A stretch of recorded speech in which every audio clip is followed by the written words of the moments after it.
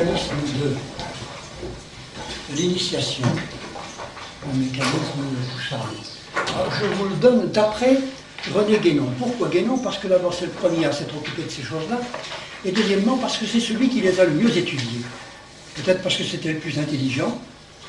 C'est celui qui a le mieux décortiqué tout ce système-là avec beaucoup de pondération d'esprit. Il était tout mal orienté dès le départ, mais enfin, il faut dire qu'il a mis énormément de pondération, d'intelligence.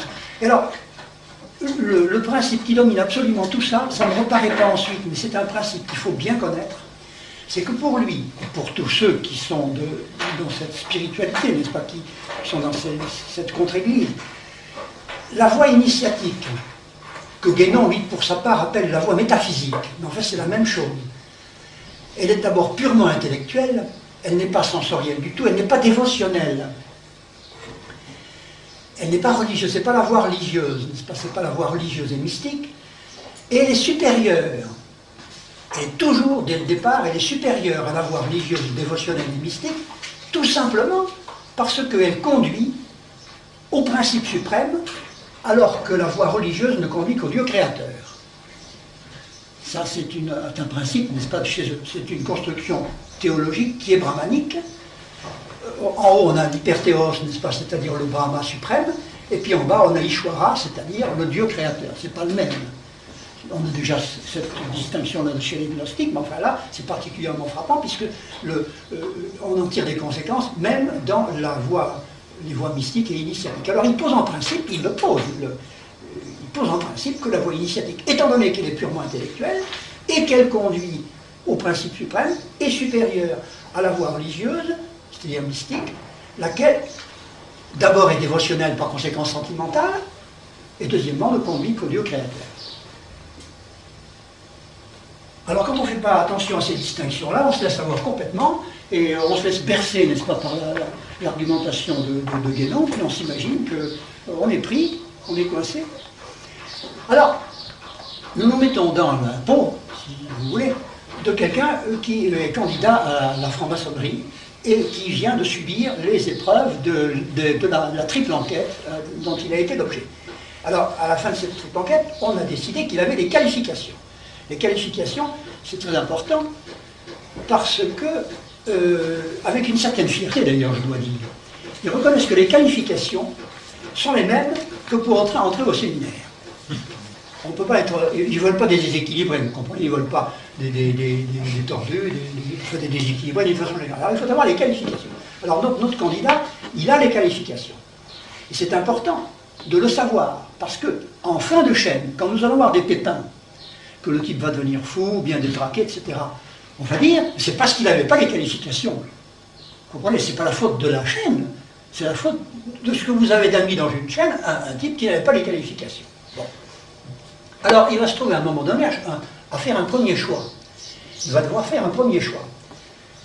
Et il va donc appliquer ce que appelle le discernement, un premier discernement des esprits. Car ils ont une démonologie. Ils sont inspirés par le démon, mais ils ont une démonologie. Ça, c'est très important, bien le savoir. Et alors, ils vont éliminer notre candidat. Lui, nous avons choisi, n'est-ce pas, le candidat qui va prendre la voie directe.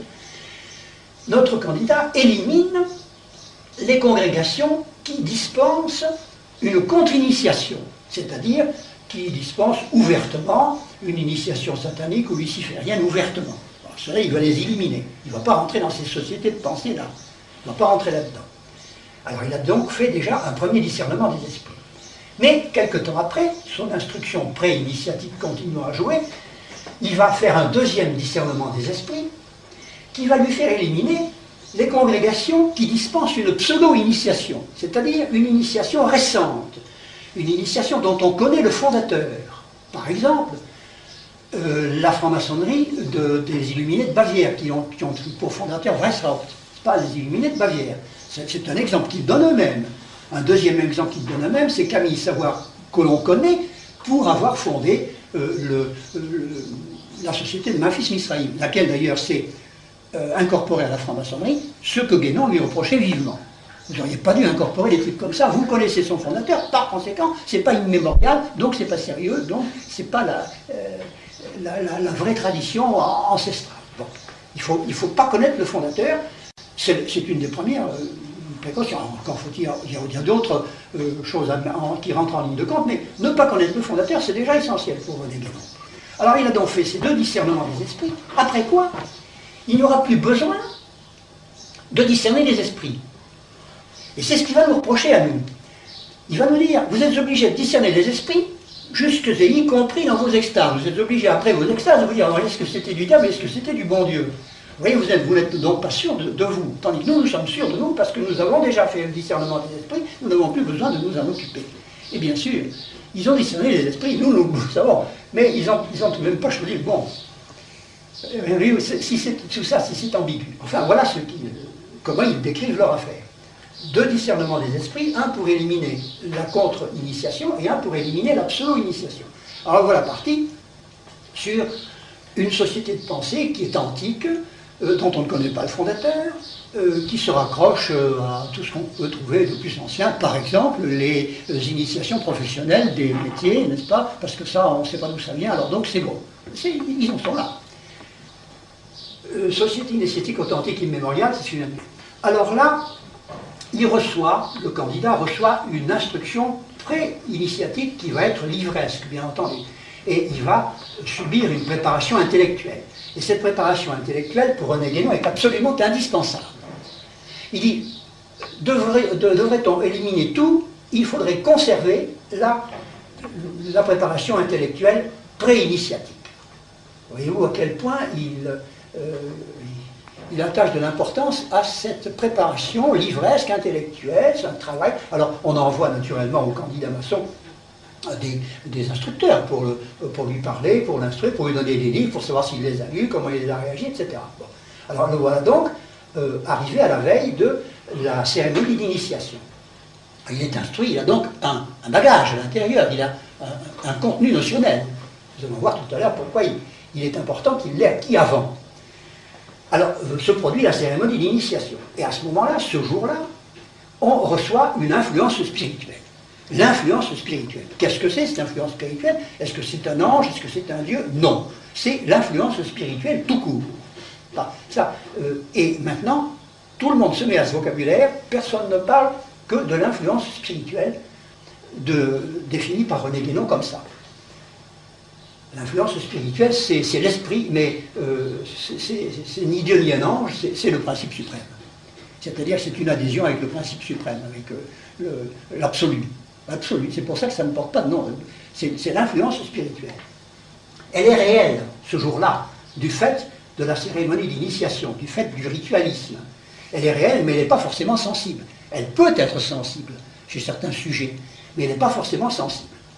À partir de ce jour-là, et dès le lendemain, le candidat va recevoir un enseignement qui va être ésotérique. Il ne l'était pas avant, puisqu'il n'était pas initié. Mais dès lors qu'il est initié, son enseignement va devenir ésotérique. Et il va se trouver dans un état d'initiation virtuelle, parce qu'il n'en a pas eu encore la perception sensible, ni intellectuelle, ni sensible. Et il y a des maçons qui, toute leur vie, vont se trouver, dit Guénon, en état d'initiation virtuelle. Ils auront subi l'initiation rituelle, mais elle ne sera pour eux que virtuelle parce qu'ils n'auront pas encore reçu,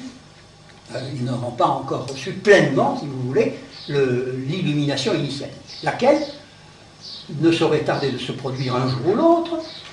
L'illumination initiatique sensible, alors elle est inopinée, elle est indélébile et elle est incommunicable. Alors voyons d'abord incommunicable. Elle est incommunicable parce qu'elle n'a pas de contenu notionnel. Le contenu notionnel est égal à 0. Le contenu notionnel est obtenu avant. C'est-à-dire que le maçon ne reçoit de notions initiatiques que dans la mesure où il les apporte avant. Parce qu'il s'agit de l'infusion d'un esprit. Elle consiste en une compréhension globale et une lumière sensible. On a l'impression d'une lumière sensible et en même temps d'une compréhension globale de tout, de l'univers, de soi, de Dieu, de tout ça. C'est une compréhension globale. C'est un esprit, c'est un éclairage nouveau sur ce que l'on connaissait déjà, qui ne change pas, mais qui est éclairé d'un éclairage nouveau, d'un esprit nouveau. On reçoit un esprit, et c'est pour ça qu'il le décrit comme une influence intellectuelle, comme une illumination intellectuelle.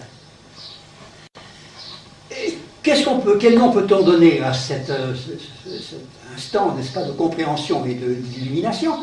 Doit-on l'appeler extase? Non, et de moins en moins on l'appelle extase.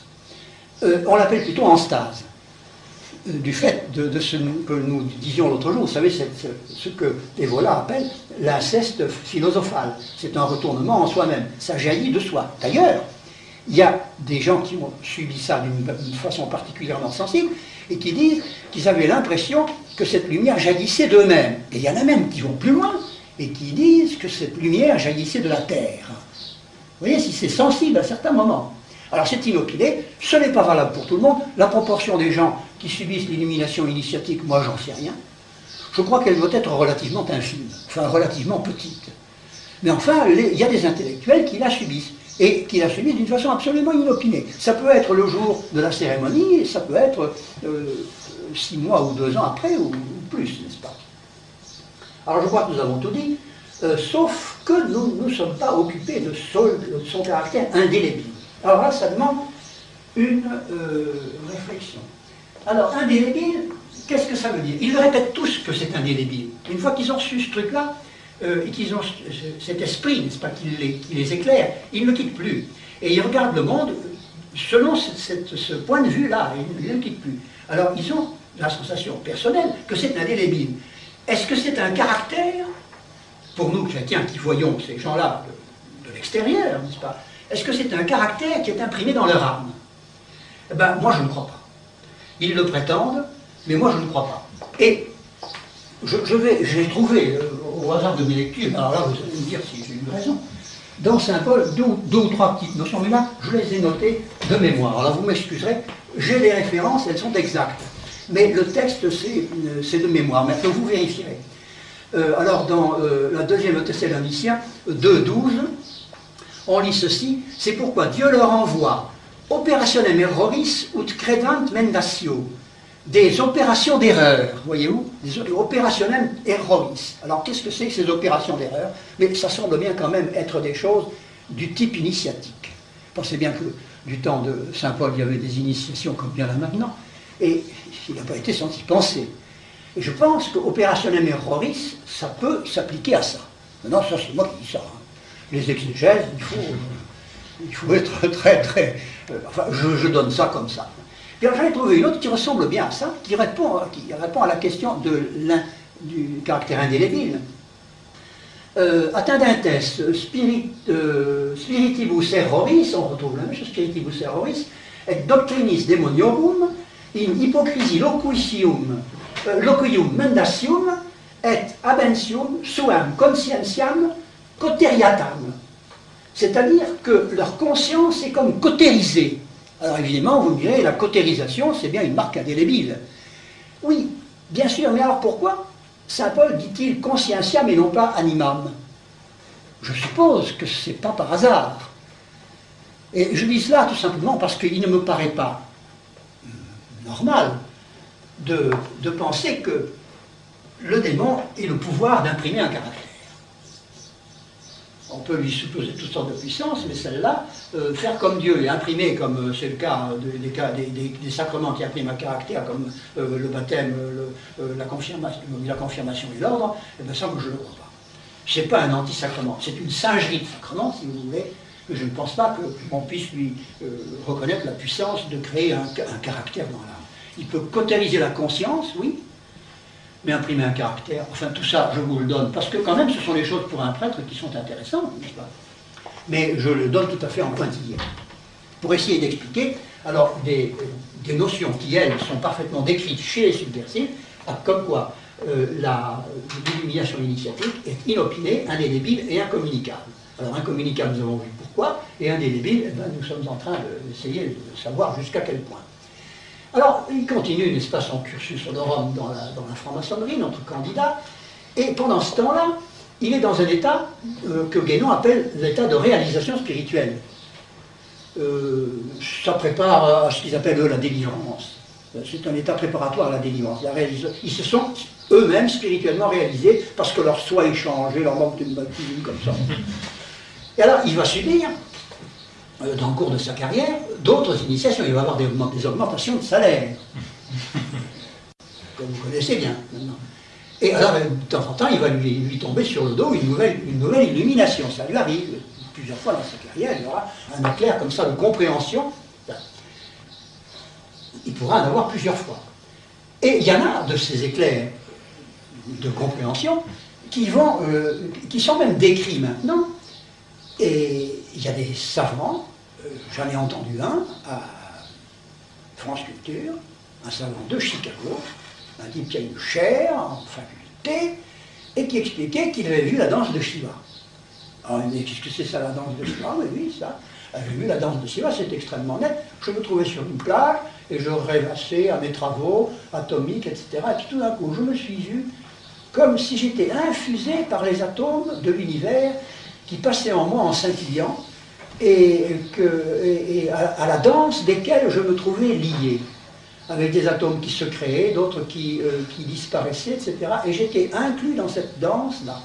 Et j'en ai trouvé la description dans les mystiques de l'Inde, et ça s'appelle la danse de Shiva. C'est donc un phénomène dont je vous laisse deviner l'origine, n'est-ce pas, et qui est constant.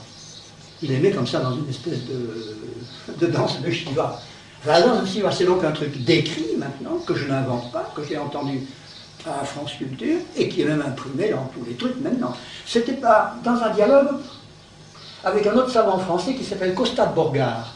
Mais celui qui décrivait sa danse de Shiva, c'était pas Costa de Borgard, c'était un autre type qui a un léger accent, parce que c'est un Américain qui parle très bien français, mais en fait c'est un Américain, alors on sent qu'il a un accent. Il exposait ça d'ailleurs très posément, comme un grand intellectuel, très bien. Et alors, au fur et à mesure qu'on avance, on a de plus en plus l'impression de certitude absolue. C'est une chose qui est déconcertante chez René Guénon en particulier, le sentiment de certitude absolue que ce qu'il exprime n'est pas modifiable. Alors évidemment, oui. Du point de vue de la vie morale. Du point de vue moral, en général d'ailleurs, ils se tiennent assez par nécessité mystique, si vous voulez. S'ils veulent vraiment continuer à comprendre, ils sont obligés de se tenir bien. Autrement, ils perdent les pères. Mais enfin, je n'ai pas remarqué qu'il y ait particulièrement des désordres moraux dans cette lignée-là. Il y en a, oui, là. Et là aussi, parce que là, ils ne sont pas tenus. Puis enfin, moi, je n'attache pas une énorme importance à cette différence-là. Pour René Guénon, cette différence est très importante. Parce que lui, il est ritualiste, pour des raisons que je vous ai expliquées hier, n'est-ce pas? Mais s'il y a des désordres moraux, c'est surtout dans cette direction-là qu'on les trouve. Bon. Ben écoutez, alors je crois qu'on en a fini avec le mécanisme de l'initiation. Je vous ferai passer donc je vous ferai passer la photocopie. C'est l'initiation dont vous parlez là. Dans la formation, ça correspond à quel grade? Ah ben ça correspond déjà au grade d'apprenti. Grade d'apprenti. C'est pas sensible au grade d'apprenti en général, mais enfin, c'est sensible à partir de maître, n'est-ce pas? Enfin, le mécanisme est le même. Au grade d'apprenti, il y a des types qui ont leur illumination initiatique dès ce jour-là. Il y en a qui le racontent. Et puis il y en a inversement qui racontent leur déception effroyable le jour de leur initiation au grade d'apprenti. Ils sont tombés ça se termine par un banquet de sous-préfecture, puis ils n'ont rien, puis personne ne leur a rien dit, mais seulement, l'influence intellectuelle est quand même venue. Je crois que là, Guénon a raison de dire qu'il s'est passé quelque chose du point de vue intellectuel. Ça, moi, je crois qu'il a bien vu. C'est pas sensible, si vous voulez, c'est un peu comme les sacrements. Quand vous recevez l'absolution, vous n'avez pas un machin qui vous tombe sur le dos, ça se trouve comme ça, c'est dans l'ordre des choses. C'est un peu analogue. C'est un peu les sacrements du démon, vous savez ça. Et alors ils ont un peu les mêmes caractéristiques, si vous voulez, sauf que moi je ne crois pas qu'ils impriment un caractère, ça, non. Je vous dis ça du point de vue, par exemple, des conversions in articulo mortis. Il y a des tas de types qui se convertissent de ça. In articulo mortis, ils se convertissent à la vraie religion. Bon, ça a été, par exemple, le cas de Papus. Pampus s'est converti parce que, disent les saintes âmes qui l'ont suivi jusqu'au bout, c'était un médecin qui bien souvent ne faisait pas payer. Il était très bon, comme ça, de sa nature. Et ben, ça lui a valu de se convertir, paraît-il. Enfin, je vous cite l'exemple tel que je l'ai vu. Je ne garantis pas que la source soit bonne, mais ça ne serait pas étonnant. Ça peut arriver, ça. Alors, nous allons voir là, donc, la christologie de Rudolf Steiner. Naturellement, cette christologie, il l'a édifiée en utilisant ses dons de clairvoyance. Il a réfléchi à toutes ces questions d'incarnation, de rédemption, tout ça, et il a exercé sa clairvoyance. Il voyait tout ce sur quoi il exerçait son attention, il le voyait de ses yeux, par exemple. Il voyait les éons, il voyait le Père Silence, avec un trait d'union entre les deux, Père Silence. Alors il voyait tout ça, il voyait les dévachants inférieurs, les dévachants supérieurs, entre les deux, etc. Puis un beau jour, il méditait sur le dévacant supérieur ou inférieur, et il dirige sa clairvoyance sur les mondes qu'il domine afin d'en élucider les mystères. Et voilà donc, le voilà donc dirigeant ses regards spirituels dans la zone du Père Silence, vers, je cite, vers le plan qui est encore au-dessous du dévacant supérieur. Encore au-dessus du dévacant supérieur. C'est-à-dire que, oui, c'était une méditation très élevée. Ça, c'est pris dans le Christ et le monde spirituel. Il est abîmé depuis un moment dans cette contemplation quand une vision se présente à son œil intérieur. Alors, dit-il, apparaît l'étoile qui a fait sentir sa force dans la pensée gréco-latine. On voit apparaître, au-delà du dévacant, ce qu'on peut appeler symboliquement une étoile, c'est-à-dire l'entité spirituelle qui est à l'origine de l'essor de pensée survenu au début de notre ère. C'est tortueux, mais enfin, on voit ce qu'il veut dire quand même. Fin de citation. Il revient un peu plus bas sur cette même vision de l'étoile, à laquelle il attache une très très grande importance, et dont il va parler tout le temps. Il y revient, cette vision de l'étoile, qu'il a visiblement frappé, qu'il a marqué pour toujours. Et il ajoute, j'attendais, mais non pas en vain, car surgit à l'horizon infiniment lointain de la vie spirituelle, une étoile, et de cette étoile rayonne une force dont je suis en droit de dire qu'elle est à l'origine de mon expérience intérieure. Alors, vous voyez, il y attache donc une très grande importance. Telle est la vision de l'étoile qui va l'avoir marqué et qui est pour lui l'équivalent d'une illumination. Ça a été une sorte d'illumination. Elles ne sont pas toujours taillées sur le même modèle, les illuminations.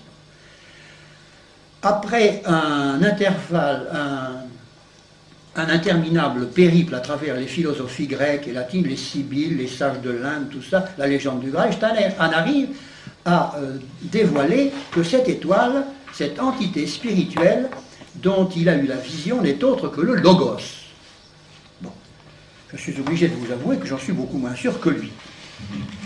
Alors cette étoile entité qui fait ainsi son apparition feutrée, nous paraît au contraire ressembler de très près à cette étoile tombée du ciel dont parle Isaïe pour désigner Lucifer. Et si, comme il le dit, une telle force est à l'origine de son expérience intérieure, il y a de grandes chances pour que toute cette mystique ne vienne en dernier ressort du démon. L'entité christique, ce logos, cette entité christique, il la décrit longuement. Alors naturellement, je vous passe les descriptions, parce qu'il faut quand même en arriver à l'essentiel. Cette entité christique se rapproche de la Terre, progressivement, mais non pas qu'elle s'y incarne par avatar successif, comme c'est le cas dans les choses de l'Inde. Là, l'entité christique reste sans être incarnée. Et ce qui s'incarne, alors, c'est l'âme de celui qui va être l'enfant Jésus et qui n'est pas le même que le Logos. Ce mot christique, c'est un mot qui est spécial à ces gens-là ou pas vraiment? Oui, dans la religion, christique, on ne le dit pas. Oui, oui, je ne pense... non, c'est pas notre vocabulaire. Ils le disent comme ça pour changer et puis pour donner un air plus scientifique. Plus détaché des choses, voyez-vous, on décrit comme un objet, comme ça, christique. Quoi qu'il en soit, la fréquentation du soleil... Ah oui, attendez, il faut même que je n'aille pas trop vite. Mais déjà, l'entité christique avait amorcé sa marche d'approche vers la Terre. Sa première étape fut le soleil, dès qu'il fut devenu un astre indépendant. Car le soleil, autrefois, n'était pas un astre indépendant. Le soleil, la Terre et la Lune ne faisaient qu'un seul et même astre. Et de cet amoncellement, le soleil s'est détaché le premier en entraînant avec lui un certain nombre d'âmes privilégiées. La Lune s'est détachée ensuite, et la Terre est restée seule avec des hommes. Mais des hommes qui étaient très curieux, parce qu'ils avaient la forme de mollusques, qui nageaient dans l'eau. Mais encore, ce n'étaient pas les premiers hommes, parce que les premiers hommes, en réalité, sont nés sur Saturne. J'arrête parce que... Alors, l'entité christique se rapproche donc de la Terre. Alors, en termes obscurs, presque hésitants, Steiner met l'entité en rapport intime avec le Soleil, soit qu'il s'identifie avec lui, avec le Soleil proprement dit sur le plan purement symbolique, soit qu'il se mêle, cette entité christique, aux âmes qui ont été entraînées par le Soleil, comme je vous disais, quand il s'est détaché de l'astre hélioterrestre initial. Quoi qu'il en soit, la fréquentation du Soleil par l'entité christique produit certains résultats qui demeurèrent liés aux activités du Soleil. Ça, c'est Steiner qui le dit. Dans leur cérémonie du Goetheanum à Dornach, les anthroposophes chantent un hymne au Christ Soleil. Si nous avons le temps, je vous le lirai, parce que je vous le lirai en français, mais en allemand, il est assez beau d'ailleurs, c'est assez puissant, comme tous ces trucs. Quand c'est lyrique, c'est très entraînant, qu'on soit, n'est-ce pas? Alors, par étapes, l'entité se rapproche donc de la Terre. Et les grands instructeurs de l'Inde l'ont vu, pour ceux que ça ne leur a pas échappé, ça. Les Sibylles aussi. Du pourtour méditerranéen. Mais c'est le personnage de Zoroastre qui sera le premier grand bénéficiaire de cette visite anticipée de l'entité christique en train de se rapprocher de la Terre. Zoroastre, lui aussi, à sa manière, aura sa vision de l'étoile, comme plus tard Steiner, je cite, « Quand Zoroastre élevait son regard clairvoyant vers le soleil, il ne voyait pas seulement le soleil physique, et il disait, comme on voit autour de l'homme une aura, ainsi voit-on autour du soleil une grande aura solaire, c'est-à-dire une aura Mazda. Mazda, ça veut dire soleil. C'est la grande aura solaire qui avait produit l'homme. L'homme est l'image de l'esprit solaire, c'est-à-dire l'homme est l'aura Mazda du soleil. C'est pour ça le culte d'Ahura Mazda, ça vient de là, parce qu'il avait vu le soleil, voilà, il explique ça comme ça, par l'étymologie un peu chahutée. Celui que Zoroastre voyait sous la forme d'Ahura Mazda n'était autre que l'entité christique pressée de se manifester. Et je cite, « Et l'initiation de Zoroastre eut pour effet de lui faire ressentir ses résultats dans l'activité du soleil. » C'est de là qu'est née sa doctrine, qui est comme la projection, la révélation de ce qui avait eu lieu dans des temps infiniment plus lointains, dans les éons entre des vacants supérieurs et des vacants. Alors, naturellement, Moïse a eu la vision de l'étoile, pensée comme Steiner, et puis l'entité étoile, l'entité christique s'est encore manifestée du temps des Atlantes. Nous sommes maintenant dans une période post-atlantéenne, mais il y aura encore 2 autres périodes après nous, enfin il y a une chronologie qui se greffe là-dessus. Et nous en arrivons quand même aux enfants Jésus. Je dis aux enfants Jésus parce qu'il ne faut pas vous imaginer qu'il n'y en avait qu'un. En réalité, il y en a eu 2. Il y a eu 2 enfants Jésus qui correspondent aux 2 généalogies, celle qu'on trouve dans Saint Luc et celle que l'on trouve dans Saint Matthieu. Oui, c'est bien ça, dans Saint Matthieu. Oui. Le moment est venu, en effet, pour l'entité christique qui s'est lentement rapprochée de la terre de s'incarner enfin. Un porteur lui a été préparé, un homme dans lequel elle doit venir habiter et qui doit être saisi par elle. Je cite, « Il faut maintenant sur la terre, après cette préparation dans les sphères spirituelles, qu'un être charnel soit saisi par l'entité christique. » Alors nous allons assister aux différentes péripéties de cette saisie. Apprenons tout d'abord qu'il n'y a pas un enfant Jésus unique, mais qu'il y en a deux. Voilà une chose que l'Église nous avait soigneusement laissé ignorer.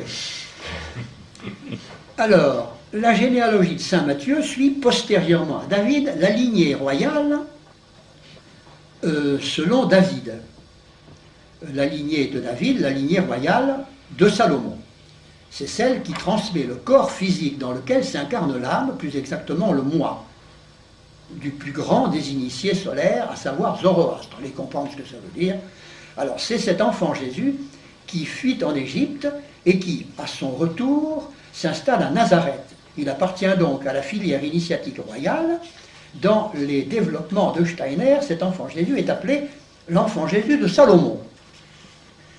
La généalogie de saint Luc, elle, de son côté, fait apparaître un tout autre personnage. À partir de David, elle bifurque pour suivre non plus la lignée royale de Salomon, mais la lignée sacerdotale de Nathan. L'enfant qui naît de cette seconde lignée est pénétré, grâce à l'atavisme issu de Nathan, d'une certaine substance éthérique, et cette substance éthérique n'est autre que la partie éthérique d'Adam, qui reparaît ainsi dans cet enfant, et qui va faire de lui le digne réceptacle d'une mystérieuse incorporation. L'enfant de la lignée sacerdotale, décrit par saint Luc, ne recèle pas le moi de Zoroastre, comme c'était le cas de l'enfant Jésus précédent, mais il apporte l'héritage spirituel de Bouddha.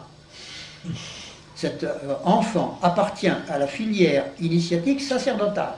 Et Steiner donne à cet enfant le nom d'enfant Jésus de Nathan. Entre ces deux enfants Jésus, si différents l'un de l'autre, mais qui sont du même âge, il va maintenant se produire une sorte de fusion que Steiner décrit dans les termes particulièrement vaporeux. Le Jésus de Salomon évolua jusqu'à sa 12e année, comme pouvait le faire à cette époque un moi d'une pareille grandeur. Pour dire ça, c'est vraiment calme. Enfin bon. Nous savons aussi que ce moi est passé dans le corps de l'autre enfant Jésus. Nous savons aussi que ce moi est passé dans le corps de l'autre enfant Jésus, celui dont la personnalité se reflète dans l'évangile de saint Luc et que nous appelons l'enfant Jésus de Nathan. Vous voyez, il le répète, ce n'est pas un lapsus calami, n'est-ce pas? C'est une notion qui est incrustée en lui. C'est ce Jésus de Nathan qu'il nous faut maintenant considérer.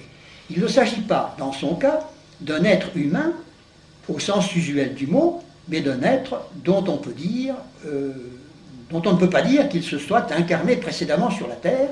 Le Jésus de Nathan n'avait encore jamais été homme sur cette terre. Alors il y a des histoires d'incarnation, oui, parce qu'on conçoit que l'âme de l'enfant Jésus qui avait été porteur du Christ, n'est-ce pas, elle se soit réincarnée successivement. Mais c'est l'entité christique qui va arriver à ce moment-là, elle ne s'est jamais incarnée. Voilà. Alors lui, ça lui importe beaucoup parce que, comme il est très porté sur la métempsychose, ces affaires de réincarnation, ça le tracasse énormément. Alors il y a donc deux enfants Jésus.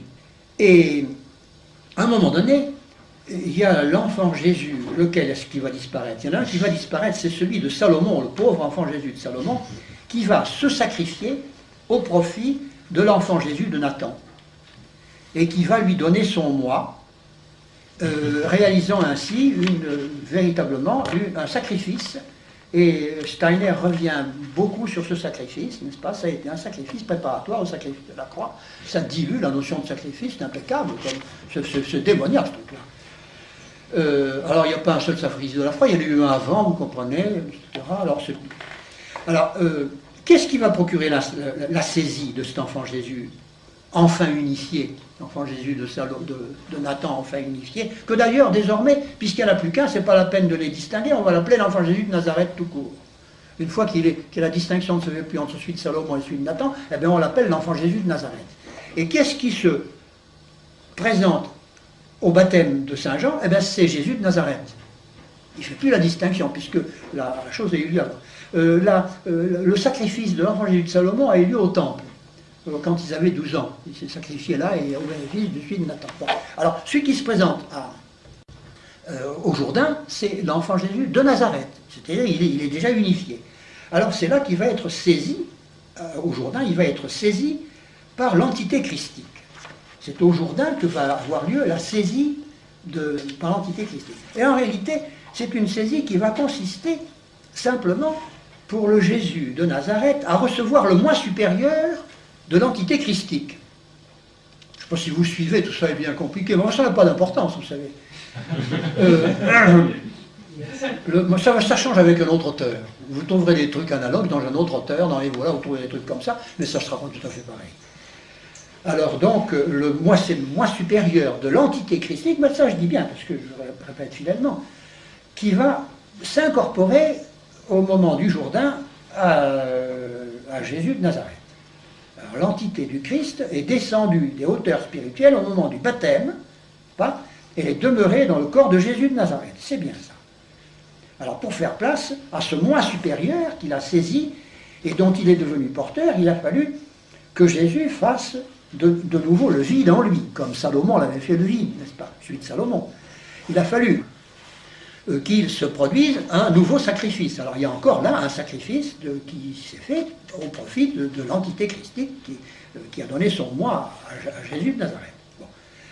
Alors ce sacrifice consiste dans le fait que rien n'était plus noble que le corps de Jésus de Nazareth quand il est arrivé au Jourdain, alors des grands coups d'encensoir, rien n'était plus beau que cet être-là, qui était un être d'exception, tout ça.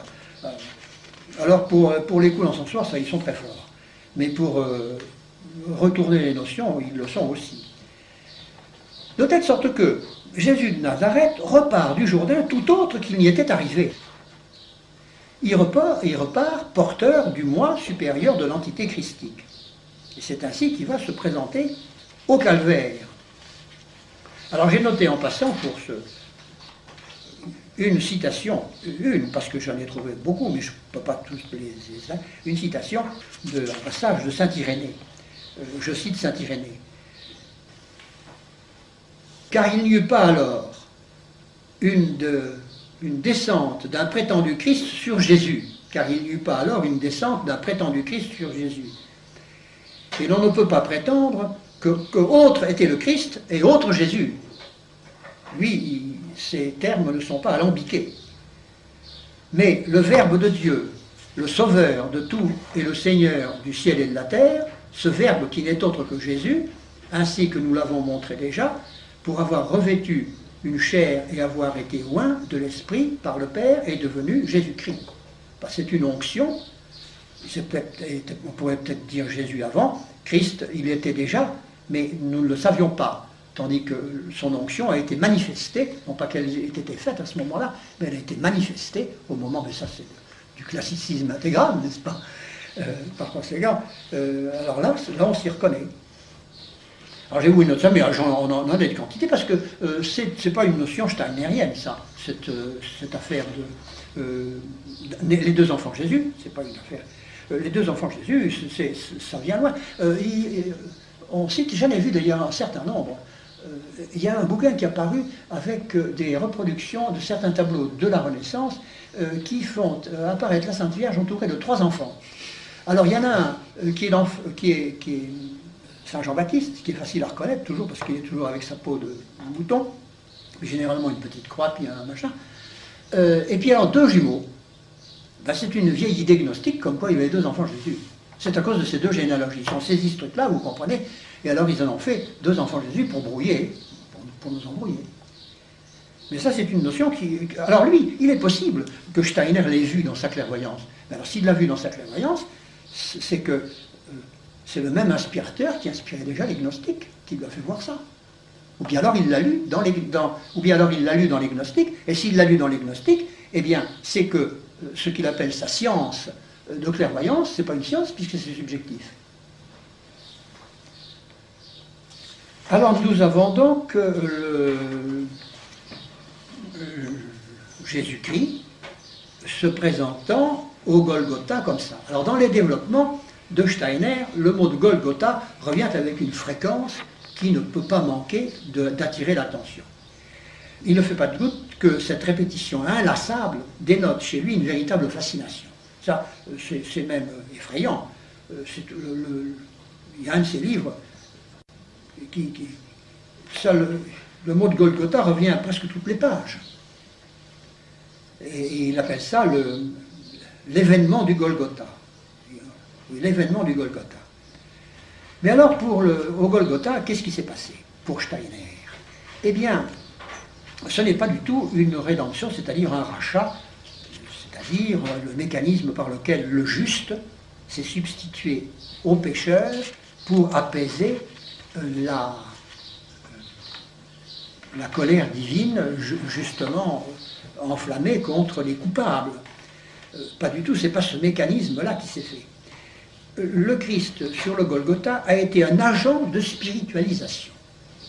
Ça, vous pouvez le noter parce qu'il a été ça et il n'a été que ça. C'est un agent de spiritualisation. Il a fait passer la terre, l'homme, la création, à un état supérieur de spiritualisation. Alors, l'opération du Golgotha est une initiation qui va transformer le moi humain individuel, qui va transformer l'humanité et qui va transformer les modalités de l'initiation qu'on avait connue du temps du paganisme.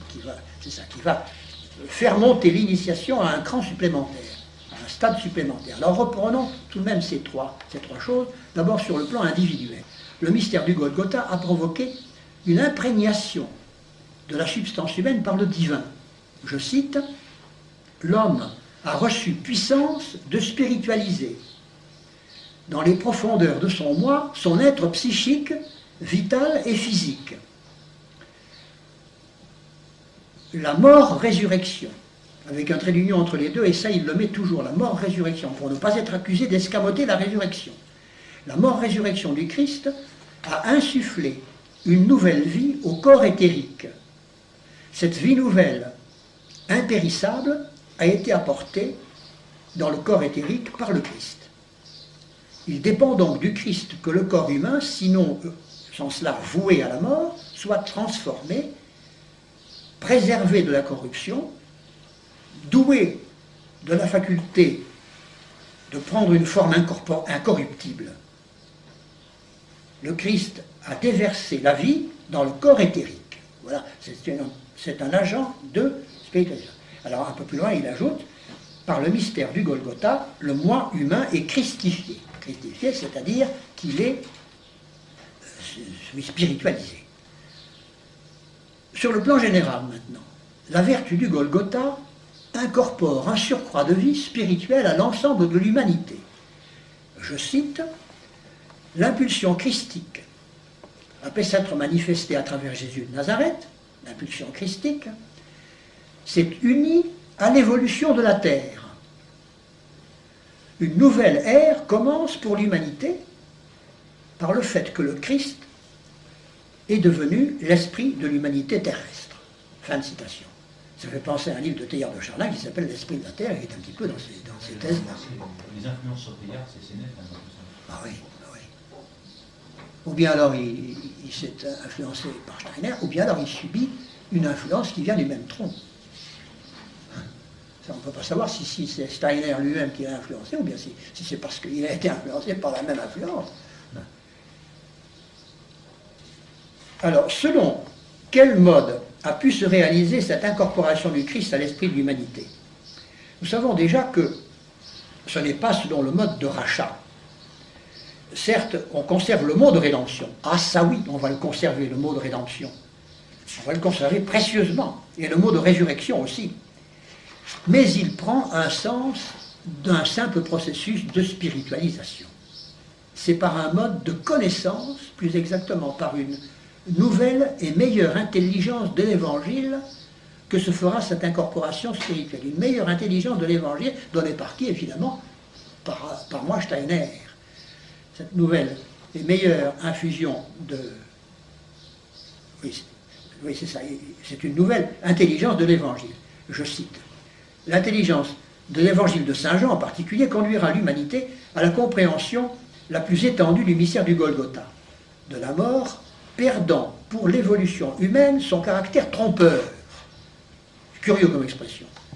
Ce qui s'est passé sur le Golgotha ne démontre pas seulement à notre connaissance que la mort est en réalité la source de toute vie, mais que l'homme peut prendre en face de la mort une position qui lui permet d'infuser toujours plus de vie en lui jusqu'au point de vaincre la mort.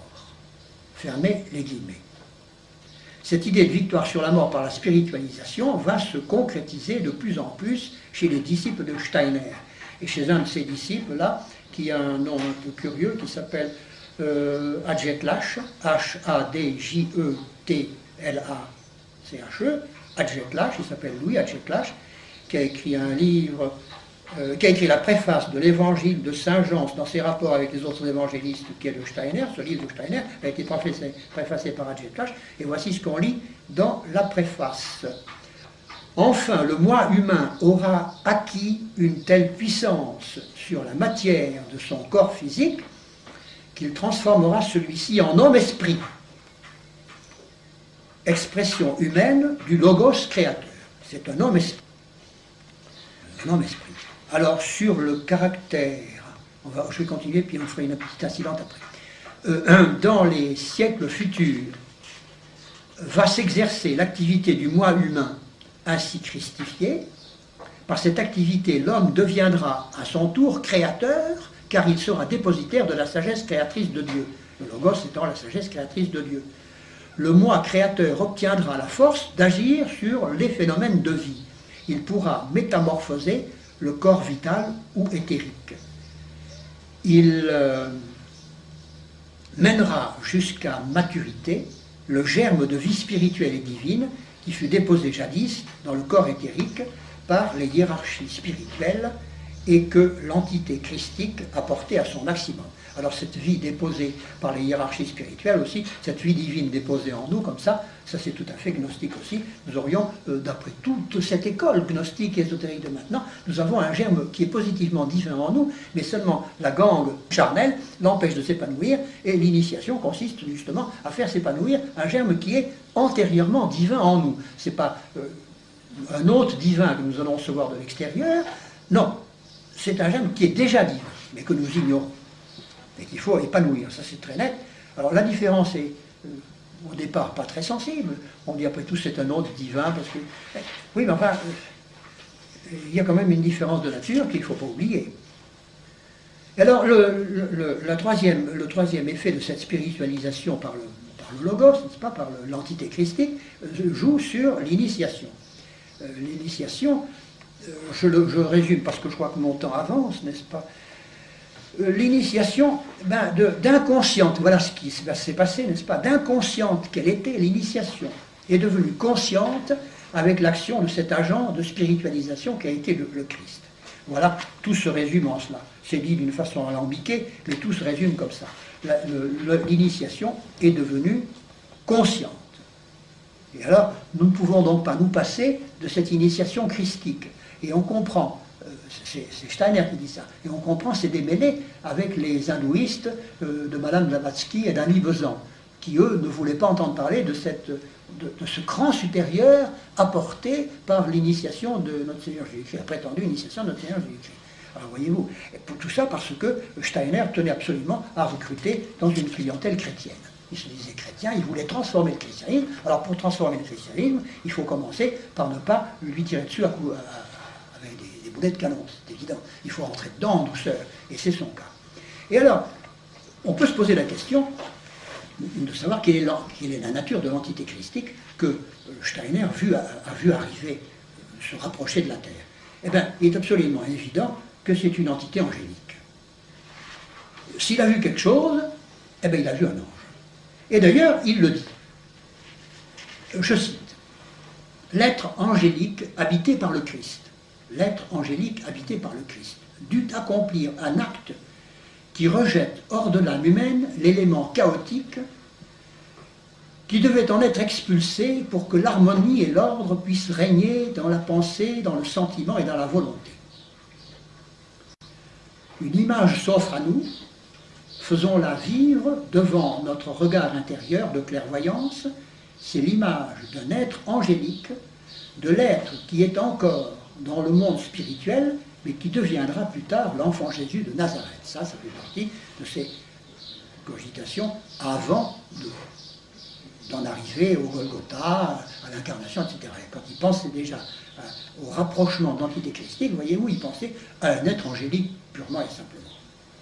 Alors, il est bien évident que c'est assez démoniaque tout ça. Je cite encore, dans les mystères apolliniens, n'est-ce pas, on disait qu'une très grande divinité avait un jour pris possession d'un être de la hiérarchie des anges et qu'un reflet de son action harmonisatrice sur la pensée avait consisté dans l'invention de la musique. Il parle d'Apollon et puis des dieux de l'Olympe, n'est-ce pas. Et il revient tout le temps sur cette idée que son observation occulte lui a permis de penser qu'il s'agissait d'une entité angélique. Alors, il est bien évident, de telle sorte que la prétendue christologie de Rudolf Steiner nous donne du Christ une définition dans laquelle Lucifer peut venir se loger sans qu'on soit obligé d'en changer un mot. Il suffit, si on adopte les définitions christologiques de Rudolf Steiner, on finira par adorer l'Antéchrist. Alors je vais vous lire l'hymne au Christ Soleil qui est chanté en chœur par les manifestants anthroposophes qui se réunissent dans cette immense salle de théâtre du Goetheanum de Bâle, enfin de Dornach. Dornach, je vous ferai remarquer que ça veut dire épine, encore une fois. Dorn, ça veut dire épine en allemand. C'est assez curieux qu'il y a quand même des lieux qui sont marqués. Ils font du symbolisme, mais comme le bon Dieu leur en fait un symbolisme encore plus subtil, ils retombent sur des trucs qui sont marqués comme ça. Alors ils chantent en chœur, il y a un refrain, enfin, je n'ai pas tout mis, parce que alors c'est d'une longueur, comme ces trucs allemands, ça n'en finit plus. Ben, j'en ai noté que très peu. Lumière du monde, Christ soleil, échauffe nos cœurs, éclaire nos fronts, pour que soient bonnes les volontés qui germent dans nos cœurs et mûrissent dans nos esprits. Au tournant des âges, la lumière spirituelle des mondes entrant dans le flot de l'essence terrestre. Les ténèbres de la nuit devaient cesser d'agir. Alors la claire lumière du jour rayonna dans les âmes des hommes. Lumière qui réchauffe les cœurs des pauvres bergers, lumière qui allume le front des sages rois. Âme de l'homme, tu vis dans les membres qui, par le monde de l'essence, te portent jusqu'à l'essence de l'océan spirituel. Exerce la souvenance de l'esprit dans les profondeurs de l'âme, ou dans l'activité de l'être créateur des mondes, ton moi, dans le moi de Dieu, puise son essence. Et en vérité, tu vivras dans l'essence cosmique de l'homme.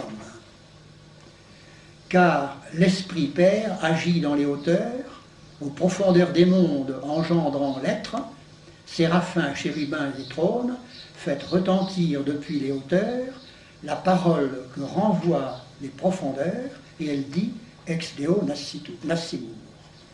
Alors il y en a des cantiques, parce que ça c'est encore que pour les séraphins, les trônes et les chérubins. Alors il y a tout un nouvel hymne pour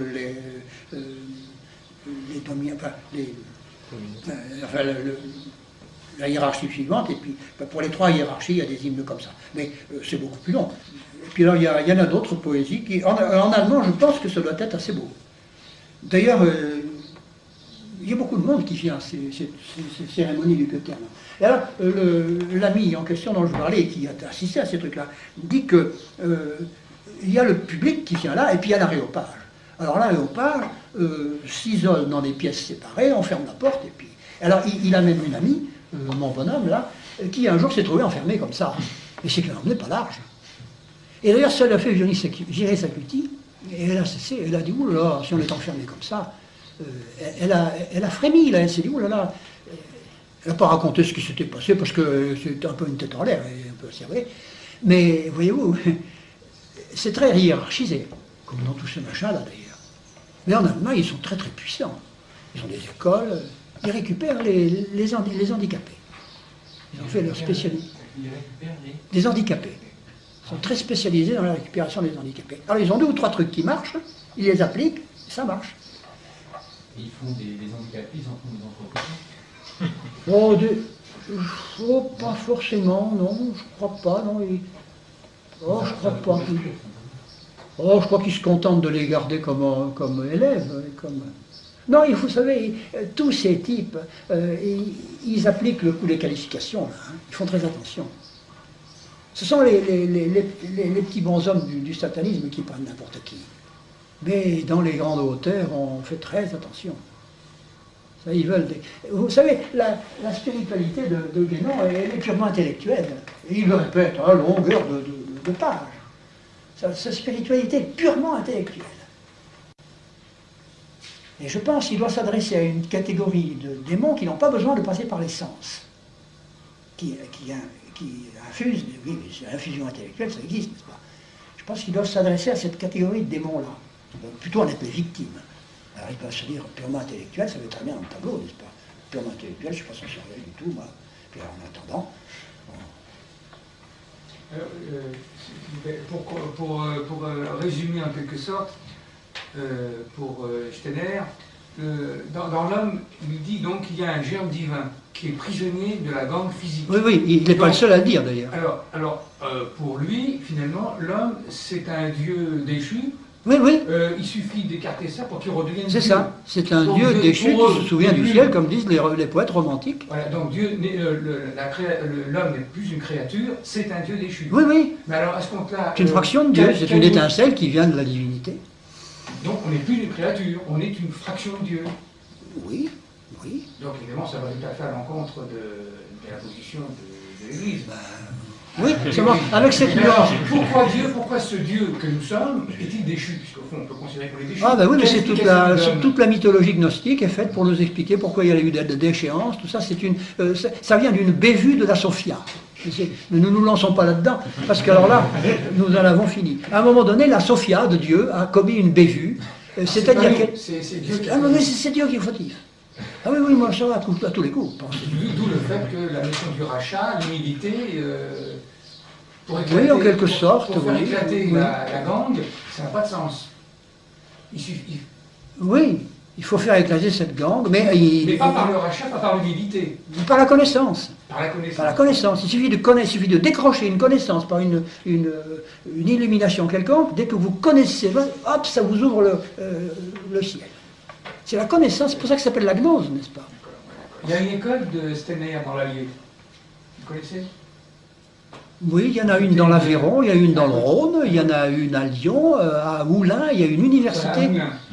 À Moulins, oui. Moulins. À Moulins aussi, mais il y en a une à Moulins ou Saint-Genis-Laval. Enfin, une de ces 2 bourgades-là, il y a une université avec des cours plusieurs fois par semaine. Et des cours qui ne sont pas mauvais, vous savez. Oui, c'est pas donné, effectivement. Ouais. Mais quand ils font des cours, ils ne les font pas uniquement sur leur doctrine. Ils ont une littérature, une bibliographie énorme, une bibliothèque énorme. Parce que, naturellement, je vous ai parlé que de la partie christologique de Steiner, mais il a emmené aussi toute une partie hindouiste. Le karma, par exemple, la maya, c'est-à-dire la notion de l'illusion universelle, tout ça, la notion de l'enchaînement de fatalité universelle aussi, qu'on appelle le karma, ça, il a ramené tout ça. La métempsychose, il l'a aussi ramené, et il le développe. Et il y a une bonne moitié de toute sa littérature qui est consacrée à ces choses hindoues. Et puis l'astrologie, bien entendu, et puis le pendule, et puis tout ce qui peut aller avec tout ça. Je ne dis pas que le pendule soit mauvais, non, mais enfin, il l'exploite bel et bien.